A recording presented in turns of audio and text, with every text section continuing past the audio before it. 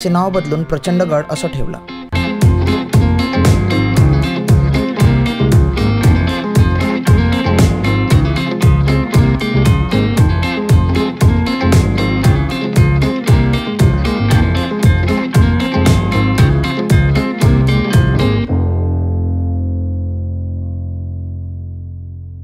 समोर जी नदी दिसत आहे तिचं नाव आहे गुंजवणी नदी।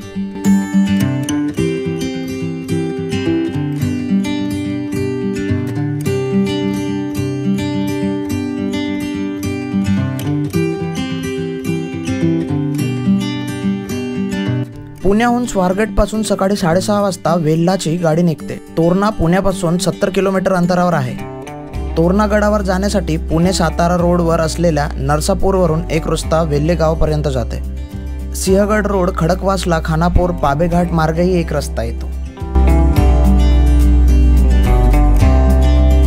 छत्रपती शिवाजी महाराजांनी वयाच्या 16व्या वर्षी हा किल्ला स्वतःच्या ताब्यात घेतला व याचे नाव प्रचंडगड असे ठेवले। हा किल्ला नेमका बांधला कोणी व कधी याचा पुरावा आजही उपलब्ध नाही। इथल्या लेण्यांच्या व मंदिरांच्या अवशेषावरून हा शैव पंथांचा आश्रम असावा असे अर्थ काढले जाते। इसवी सन 1470 ते 1486 दरम्यान बहामनी राजवटी मालिक अहमद याने हा किल्ला जिंकला। पुढे हा किल्ला निजामशाहीत गेला आणि नंतर तो शिवाजी महाराजांनी घेतला। याचे नाव प्रचंडगड ठेवले आणि याच ठिकाणी काही इमारतीही बांधल्यात। आग्र्यावरून सुटका झाली आणि त्यानंतर छत्रपती शिवाजी महाराजांनी अनेक किल्ले जिंकले। त्यात तोरणावर खर्च केला तो म्हणजे 5000 होन इतका।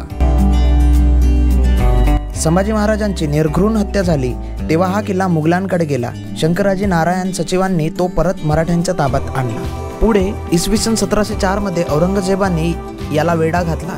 याचे नाव कुतुब उल गैब म्हणजेच दैवी विजय असे ठेवले। पण पुन्हा 4 वर्षांनी सरनोबत नागोजी कुकाटे यांनी गडावर लोक चढवून गड पुन्हा मराठ्यांच्या ताब्यात आणला आणि त्यानंतर तोरणा कायम आपल्या स्वराज्यात राहिला। पुरंदरच्या तहात जे किल्ले मुघलांना दिले त्यात तोरणा महाराजांकडेच राहिला होता।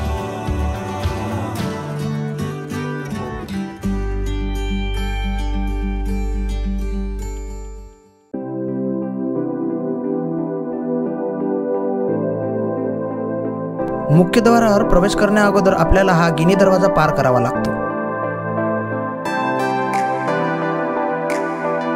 हा आहे मुख्य दरवाजा। या दरवाजाचे वैशिष्ट्य म्हणजे जर आपल्याला या दरवाजातून प्रवेश करायचे असेल तर आपल्याला यू टर्न घेऊन यावं लागतं।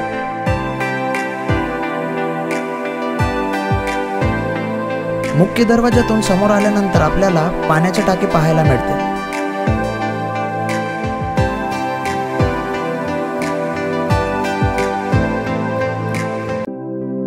थोडंसं समोर आल्यानंतर आपल्याला दिसतो तो म्हणजे लक्कडखाना। गडावर आलेल्या पर्यटकांसाठी इथे राहण्याची उत्तम सोय होईल असा हा लक्कडखाना।